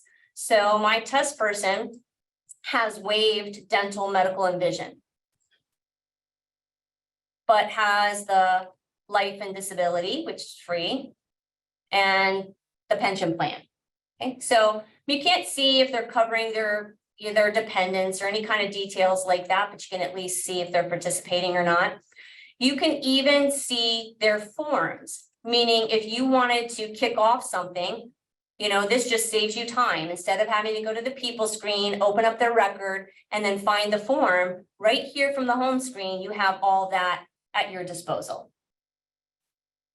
The other thing, which you can't see for Ceridian Test, but I'm going to use Pat as an example, you can see time. So when I click on time, I can actually see their time away request. Why is it letting me? It's not liking me that. Drag it. There we go. Yeah. Time away. So right here from the screen, I can see that Pat's going to be off for a few days. Yay, Pat. And at the time that this was last backed up, that she had a pending vacation request as well. Now I can't take any action on these per se, but I can at least see them. And then I can also look at her balances under cumulative hours. So there is a whole lot that I can do right here from just this My Team view. And another thing that I think is kind of cool here is that you can even see the hierarchy. So by clicking on the hierarchy, I can see that Ceridian Test reports to me and is peers with these other employees. And then I can see that Dana has 4 direct reports, Sandra has 2, Pat has 3, Minnie has 1. And if I click on those, then I can even see who those people are. And I can keep drilling down. Okay, I could fit to the screen. I think there's all sorts of other actions you can do here. So just want you to be aware that that's there. Okay. Up in the top right, these initials represent your last name and your first name. And when you click on that, you can see all of the roles that you have available to you. And so if you want to switch roles, you can easily do so. You don't have to log out in order to do that, which should save you time. At the end of the day, when you are ready to log out of Dayforce, you should really come here and click the log out button. That's the safest way and most secure way to log out of Dayforce rather than just exiting. We've already talked about the message center. There's your messages.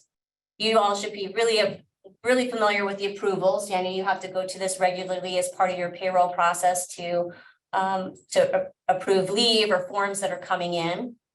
And then you're really familiar with the people screen. But let's look at the people screen. Because there's a whole lot of things we can do on the people screen that you may not be familiar with.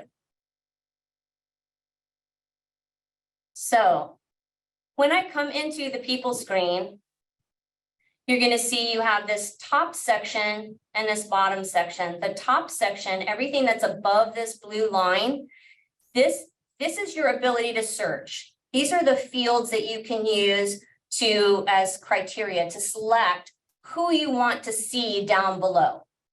Okay, so up here, we can call this like our filters. This is what we're filtering for. And down below are the results. Now, sometimes when we look at the results, we don't like what we're seeing. Maybe we want to see more on a screen. Do you see this little tiny line here in the center? This lets you move your screen up or move your screen down. which is really helpful. Because sometimes we want to add more filters here and the list can get quite big and maybe we don't want to have to scroll up and down to see it. Or we want to be able to see all the results at once and not have to keep scrolling, so I can just move my screen up and down. Also in the people screen, it looks a little bit or works a little bit like Excel in that you can change things around to be in your view. So if I want to make this column smaller, just by coming right here at the in between, I get these double arrows. I can drag the column and make it smaller, or I can drag the column and make it wider. The other thing that I can do that's a little bit like Excel is that I can sort on a column. Now, I can't do multiple sorts like you can do in Excel, but say I want to look at all of the active people and then all the terminated people. Right now, you've got them interspersed. I could click on the field itself, and now all of my actives comes up first, and then my terms. Maybe I want to sort by pay class. Now all my full-time people come up first. So I have a lot of flexibility right on this screen to see things the way I want to see them. Now, here's some things that you may not know because we didn't have this capability before. So right now, up in my, what I call my filter section, I've got some things already displayed for me, and I can enter information into as many of these fields as I want to try to determine who I'm looking to see. But maybe there's other things that I want to use as my selection, and they're not showing here. I've scrolled down and I don't see them. I have the ability to add a filter. Just by clicking on the add filter, what it will show me is all of the things that are already checked. These are the things that are already over here that I've been able to enter in, but all of the ones that aren't checked are still available to me. So if I now want to be able to select like only the terminated people who have a termination date during a certain range, then maybe I want to include termination date and status as fields. And so I can add those, or if I want to take things away because now it's getting too cluttered, you know, I could take off job assignment, say. I can click as many or as few as I want. I just have to make sure that I scroll down to hit update. Sometimes you forget to do that. When I hit update, what I will find is if I use this inside scroll, I scroll down, all of the things that I chose as additional fields are now showing here. So they just show in order. So now I could select off of status, whereas before I couldn't, or I could select off of termination date. And so I can affect what kind of filtering I want. The other thing that I can do is I can actually change what I want to see down here below. So the view, the little I here for view tells me what's available to see down below. So by clicking on view, these are what columns are currently being displayed. Right now it's just employee number, pay class, and status, but I have more columns that I can choose from. So all of the things I'm already seeing are over here under the right-hand column called selected. And all the things on the left are all of the additional things that I might want to add. So maybe I want, I just added the filter for termination date, but how can I confirm it really did the right thing? So maybe I want to view the termination date as well. I'll just click on termination date and I use the little right arrow over here to move it over. Yeah. If there's something over here I don't want, say pay class, I highlight it and use the little left arrow to stick it back over here. So at any time, I can keep adding things. Maybe PTO seniority, I don't know, whatever you want, okay? Now, in addition to just saying, these are things I want to be able to see, I also can move them around. So if I want the termination date to be up closer to the employee number, I could highlight it and use these arrows to move it up. Or I could have it at the end, move it down. I have the ability to have any display I want. And now I go back to view, and now you're gonna see I've got a lot more things here. Now, I need to move my columns a little bit because I had them really wide and all those new things aren't showing.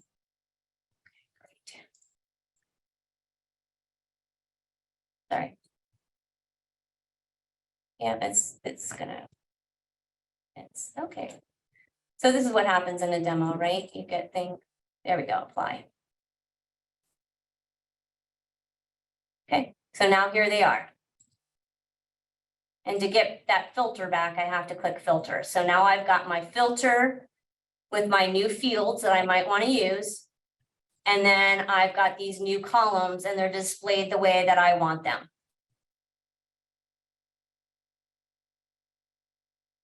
And so you could come into your people screen and you could do a whole lot of things that maybe you would normally just run a report for. You could almost get right on this screen. Within this filtering section, if you want to get rid of a value itself, you would just click the little X and that gets rid of it. If you want to add more values, you click in the white space and it tells you the ones that are still available. If I don't want this to be here at all anymore, I could just remove it altogether by hitting the X over here.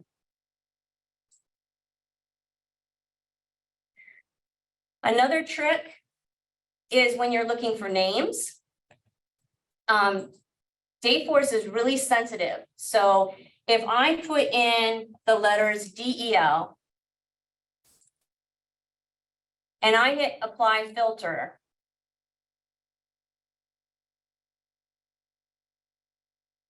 I'm going to get anybody who has a first or last name that has the letters DEL, regardless of whether they're at the beginning or the end or the middle, which isn't very helpful, right?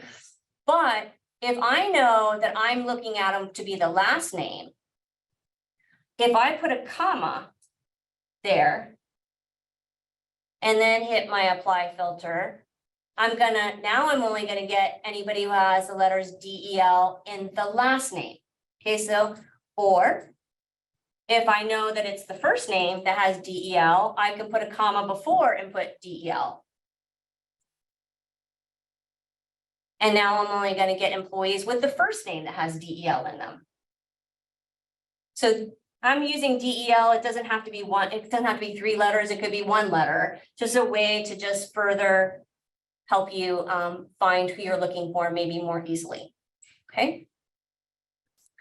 All right, now I have some people entered in here as test. So I'm gonna just look at the last name test. And I can see I have 3 people with the last name of test. Okay. And right from here, I might know who I want to look at. And I could just click on that person and that will open them in full view. But perhaps I want to be able to look at all 3 because I'm just not really sure. I could select all 3 of them. And by clicking view profiles, I'll actually get to the overview screen. Now, because I clicked all 3, I can, if you look here, it has now populated all 3 right up here. And if I want to now find out which one I want to see, I could either select them one at a time, or I could use the arrows to go through the list. And as I go through the list, it updates this overview screen. I go backwards or forwards. So this is a nice way, if you're in the people screen and you're going to have to look at a whole bunch of people, you could choose all of them at once, open up the people screen, and then you could scroll through rather than constantly having to go back to the people screen to find that person. Another option is that when you're already in this overview screen, you could go back to people to do another search for somebody new. But if you already know their name, you could use what I'll call the quick search right here to find them. So you don't always have to go back to people to find somebody new. So right here, I could just type in their name. And now I see everybody with the last name of Smith. And I could select them from here, and it would be quicker for me. When I use this quick search, I can only really search off of a name or a clock number. And it always gives me only active employees, unless I choose this little block over here to include terminated people. Then I can use the quick search for somebody's last name or clock number that I know who I know is terminated. My list gets bigger. Okay.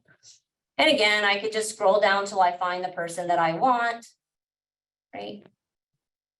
Or scroll through them. Okay. So I want to show you the test person that I set up, because obviously I don't want to share any confidential information about anybody who works here. So I found my test person, and as we know, I open up on the overview screen, and I want to look at his or her employment record, which I could either click on employment to do or click view more. Either way, I get to the same place.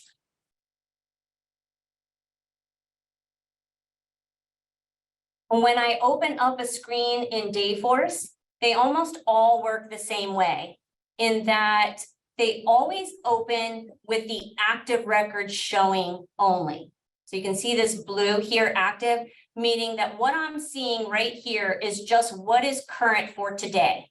I can't see any historical information. If I want to see all of the historical information, I have to click the all button. Now I click the all button and I still can only see this top record, right? Because of my view. I'd have to like scroll down to see more. That's kind of inconvenient. Or just like on the people screen, you see this little gray line here. If I pull it down, now I can see more of my history all at once. Okay. Works just like the people screen. And I can still go up and down, right? Whichever row I'm on that's highlighted, when I scroll down below, that gives me the details for that record. So if I wanted to look at this record, I can at a high level see some information, but I can see all of the details down here, including I can tell when that record was first created and by whom and on what date and when it was last modified, which is really nice. Okay. Now, this employment screen can work very much like the people screen in that you recognize this view. If I want to see things differently at this high level view, I can actually change my view. By clicking on the view, it tells me all the columns that are currently showing at that high level. And if I choose the columns, it tells me all the other things that I could see as well. So perhaps it would be helpful for me to have at this high level, let's see, the employees manager, which for us is really the timekeeper. I could add that to that high level view. And I click on it and just move it over. And maybe I want that manager to be up higher in my view, so I just move it up. There's certain things, as you can see, are mandatory, so you can't get rid of them. But everything else you can get rid of. You can get rid of all of it, or you can move all of it over. It's the view that works for you. And that rhymed. Okay? It's catchy. Isn't it catchy? Yes. And I came up with it just like that. I have to hit apply.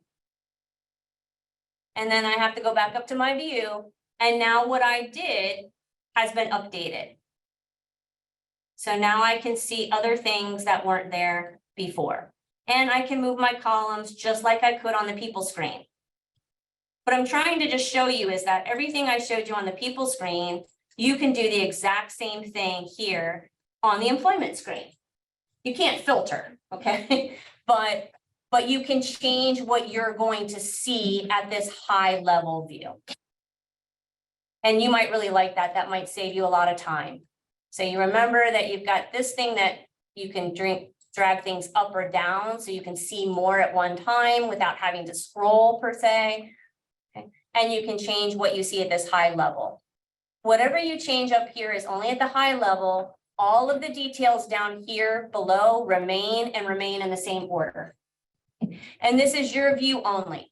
So anybody else, your backup processors, they have their own view as well. You're not going to affect them. And this same exact thing happens on the work assignment screen.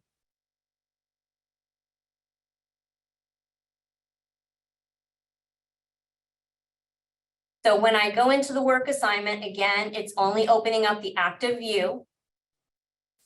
Anything that is being highlighted right now, all these details down here relate to it. If I want to see the historical view, I do have to click on all. And now I can see all that activity. If I want to look at a particular record, all I do is highlight it.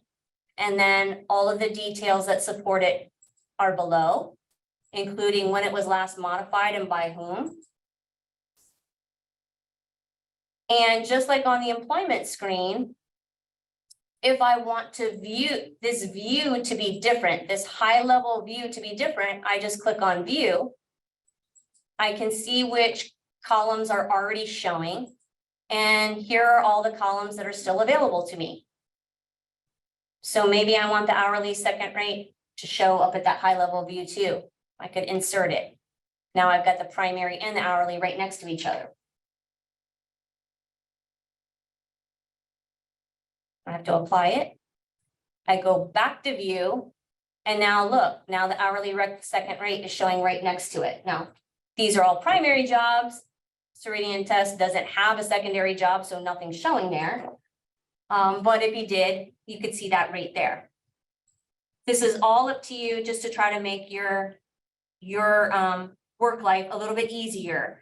Everybody's view, what works for them is going to be different. Okay. So just click view, choose your columns, move things around the way you want. Just make sure you always hit apply or it won't take effect. And then you hit the view again to get it to display. That is really what I wanted to show you today. And we are under by 2 minutes. Yay. So before we go ahead and conclude, I just want to know if there's any remaining questions, whether they be related to this demo or anything else that was in the presentation. There was a question about the timekeepers. The manager in the location delegates the timekeeper role to an administrative assistant. Then that means that the administrative assistant will have access to all of the employees' financial information. Is there any way to work around that? First of all, I don't think that's What financial information? well. I don't. Pay rates, right? So I will have to double check that because when you delegate that responsibility, that's generally just delegating the timekeeping piece, which in and of itself does not have financial or confidential information. Could go in as a timekeeper now. Yeah, but nobody's delegated to me. No. Or Oh, okay. Just timekeeper role. I think that's. I don't think they I don't can. think that's I gonna don't work, think they And can as see the, but my team, their Click on rates. somebody or a Ceridian test. I don't think that's gonna work though, because your team is always your team. Here's what I'm thinking. We'll need to test that out. But I think when someone delegates, It asks you. Yeah, it's. You have options. If you go Yeah, to the it does profile ask you. and act like you're about to delegate to someone, it will have boxes for you to check. Check. okay, That says. Cause I think I remember when he. Oh. Yeah. Yeah. There you it's like go. Private you information. won't, you can. Okay, so that's really important. When somebody Yeah. delegates, they have to be very deliberate about what they are delegating. Right. Right? And we don't generally think it's a good idea to delegate Default. pay information, compensation information. PII is private health information, which we don't store anyways. If you don't check any of these blocks, then they're just gonna delegate the timekeeping piece itself, the hours only. That says restrict, so it has to be. Oh, it's checked strict, I'm to be sorry. Restrict, You Right. wanna check all of them? yeah. Yeah, I apologize, yeah. That's a really good question. I don't know how much delegation is going on. We don't use that regularly here, so. But I don't think it's a good idea to delegate beyond the timekeeping piece. Okay. Yep. There was just this is awesome. Thank you for the overview. Oh, you're welcome. And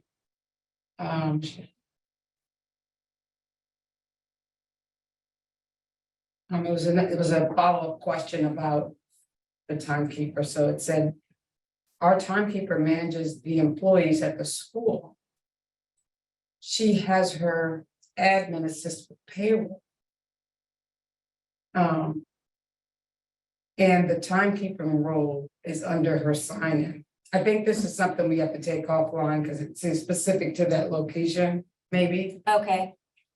So if whomever put in the question about the timekeeper delegation could reach out to us. Let us know who you are so we can have a conversation about your setup, that would be helpful. I don't know that we can do that in this presentation. Yeah, I think it's a little bit.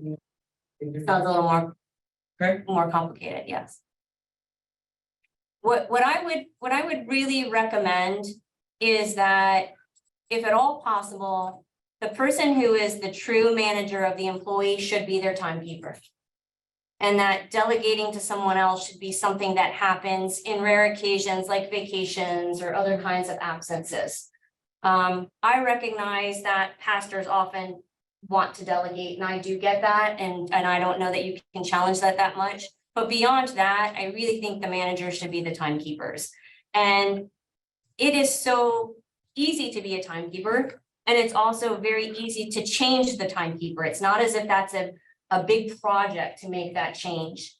So as you're looking into 2023, if you as the payroll processor are the sole timekeeper of everybody, you may want to really be thinking about whether or not that's the best use of your time, and if there's a way to really transition that to the actual managers. We do have training materials now that are in print and have been recorded. And if you need assistance and even just recognizing quick ways to update everybody's timekeepers, we'd be glad to help you with that. It's really not difficult. All right, there's another thank you. Have a happy Thanksgiving. Okay. Let's see, if you have a new employee who is going to authorize employee records that a former employee used to authorize, is there a way to transfer Yep. those records versus typing them in? Absolutely. So first of all, if you have a brand new hire who's going to be a timekeeper right away, please remember when you key the new hire, you must select the role of employee.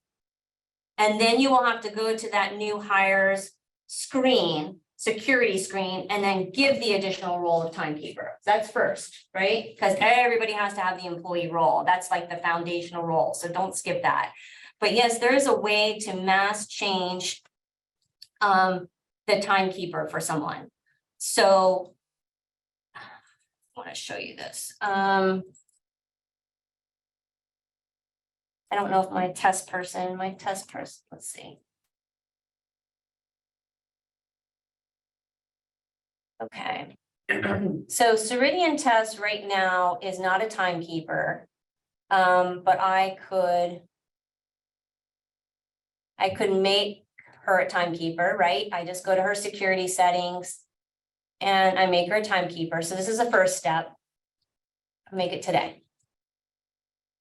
And the start date is important. You're right. Sandra just pointed out, start date's really important because this is tied to the timesheet. So today is a Thursday. So if Ceridian Test just got this access today, she would not be able to see the records for her assigned employees for anything before today. So often, you want to think of this more as like a timesheet access date rather than the real date in which they became the manager, because sometimes the two don't really go together, okay? Now, under management assignments, sorry. Under the management assignments tab, this is where we say who this person's timekeeper is. So for Ceridian Test, I'm their timekeeper. But if I scroll down, this is where you can say, who is this person going to manage? So all at once, I could add everybody that Ceridian Test needs to be the timekeeper for, right here on this screen alone, just by clicking the add button. I just say, okay, so maybe it's going to be Sandra. Okay, and then I can add again. And maybe this time it's going to be Dana. Okay, so I can keep adding and hit save. And when I do, it's going to go to Dana and Sandra's records. And it's going to update their timekeeper to Ceridian Test. So this is a really quick way to do it all at once. The other option, of course, would be to open up each employee's records one at a time and change it there. But that's really not necessary. You can do it all right here. And if something changed, you can end it here as well, all at once. Okay, Is that it? yep. Okay. All right. Well, thank you all for staying online, for your patience and your participation. I hope you found that this was helpful. I want two more. Two more questions? Mhm. Okay. So, that means if you do not add names in the management assignments, the timekeeper won't see any employees? That's absolutely right. The first step is you need to give them the role, right? So the first step is I added the role under security settings of timekeeper. Now, once I say they have that role, now I need to go under management assignments and then start adding the employees. The role in and of itself is not going to do anything if you don't have any employees attached. Right. Okay. That's it. That's it? Mhm. Okay. Yes, thank you and happy Thanksgiving. Happy Thanksgiving, Merry Christmas, Happy New Year's. We know there's a whole lot of activity between now and the end of the year, personally and professionally. We're here to help, so we'll make sure that you get the presentation, the recording. On Freshdesk, everything will be posted. And certainly, there's no dumb questions, so if you have any questions or need assistance, we'd rather you ask now before it's Christmas break and you're in a panic. And also I'd ask that if there's any other topics that you think would be helpful that we cover in the next few months, like in 15-minute, like kind of lunch and learns, please feel free to share that with any of us and we'll see what we can do. That's got a No? No. Oh, okay. All right. Okay. God bless you all. Thank you so much.